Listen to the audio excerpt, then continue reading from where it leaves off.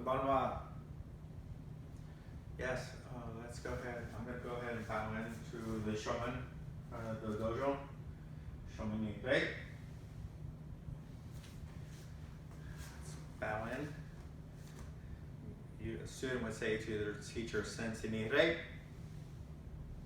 Okay, so that's, student to teacher saying and interaction, but the student would be saying that. All right, let me back up some. Tonight I want to talk about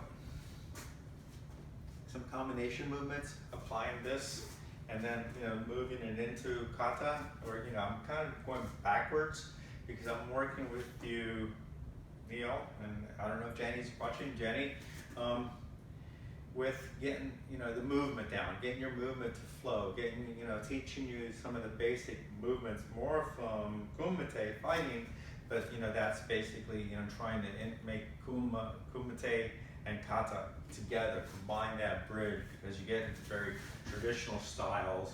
You even Shotokan, you can tell a Shotokan person by the way they sit back on their hip there. Okay, if they bend their knee, not even at 90 degrees at time. So basically they're sitting in this hole. They can't really move out of the hole because they got to get up, move that rear hip out. They have to bend the knee, and that's effort. And that effort is time. And that's you lose that. You lose that ability to move. Lose that ability to punch. You lose that ability to quickly move when you need to.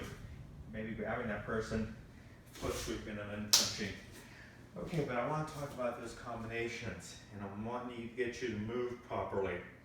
And I've introduced some basic katas, and this is a movement. This is from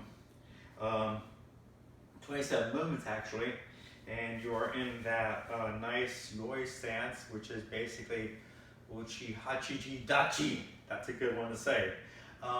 But think of what you're doing, where you're supposed to be. It's supposed to be shoulder wide, knees bent, feet in, and when you need to, you grab your toes. And that mini lesson I had over there was really about being able to learn to grab with your toes. Now you only do that in that moment of when you need to make that impact. Otherwise, basically the whole body needs to be relaxed.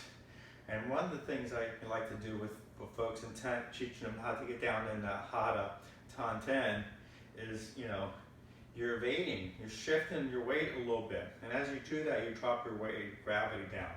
You drop your weight down. And so you're using a slight angle to evade. Think of going in this direction. I'm using that slight angle to evade, but I haven't broken the stance, and you punch. And just when you grab that punch is when you need to grab your toes. Punch, punch. And that's just one technique. And you might go punch, punch. Now from here, maybe back fist, hammer fist, but you're learning to do techniques in evasion, even in your stance. Okay, that's, combination. Another one that I like is moving off 45 degrees. The person is here, punch, punch, grab, my washigiri. And the kicks don't need to be high.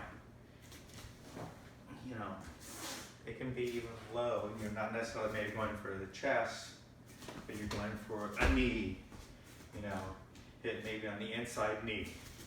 If the person is in this position, then here. Or, maybe punch, punch, grab. Maybe you're doing a foot sweep of this leg right here. Sweep, throw, come down, punch, punch. And that's, just some combination techniques to go through and do over and over and over again. Of course, you need to try to do some things from the other side. Punch, punch. Same thing, my washigiri, low. Or maybe, sweep, sweeping, throwing. I mean, these are in the katas,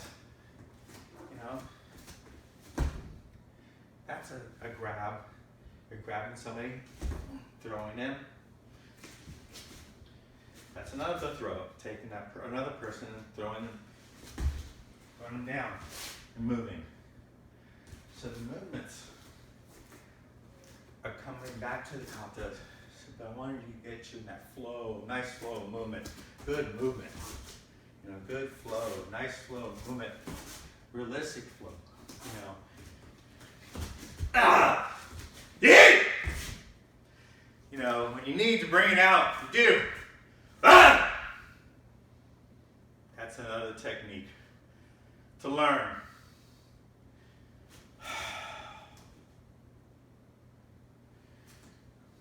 But mostly, let's talk about flow. A nice flow. Just flow. Person's coming at you. You push them aside. Coming at you. You put not only push them aside, you grab them and you push them. It's a great technique because of footwork. So basically, that person's coming, slide. Nice, easy slide. Slide. Remember, this one moves, this one drags. Whichever direction you're going, the foot that moved first is going to move and the other foot drags. Okay, so that allows you to slide in these nice slide movements. Slide and add the hands and feet to it.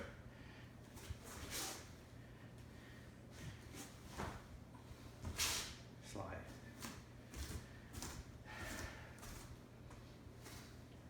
Throwing some examples out for you to practice. Eventually, what I am just doing is just free flow. I'm doing a lot of free flow movements. And, you know, I'm also doing kata, but, you know, I'm doing the free flow movements, and I'm trying to make those two more and more and more similar. And some people would object to that. Say, oh, you shouldn't change. This is Joshukai Karate. This is, you know, what Yamamoto taught. That's your opinion. But Yamamoto had these movements. There's a 1967 Montreal videotape of him coming in, doing this, and I think taking the person down. And so he had him. As a matter of fact, there's a little bit of a hesitation when he does that. The guy goes, and does that. So, okay, Yamamoto needed a little bit more practice there. He was, you know, maybe a little rusty, I don't know. But the movements are free to interpret, free to use. This is what works. You know, this karate works. The stances were never meant. These stances,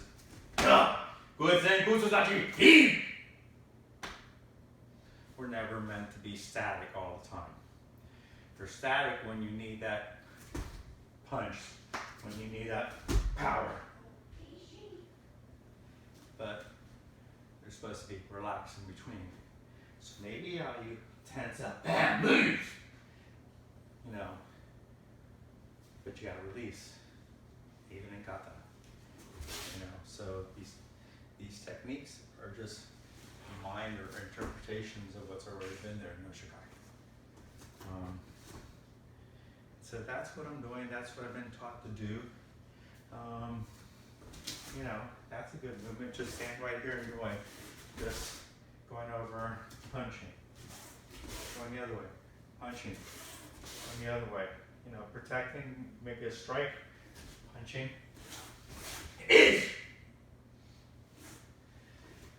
Working on the stances, going, you know, this way, this way, this way, this way, this way, this way.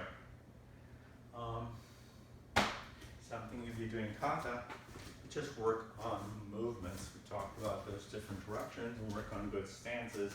And you only clench up when you need to. And try and also, you know, make up. Kicks need to be low.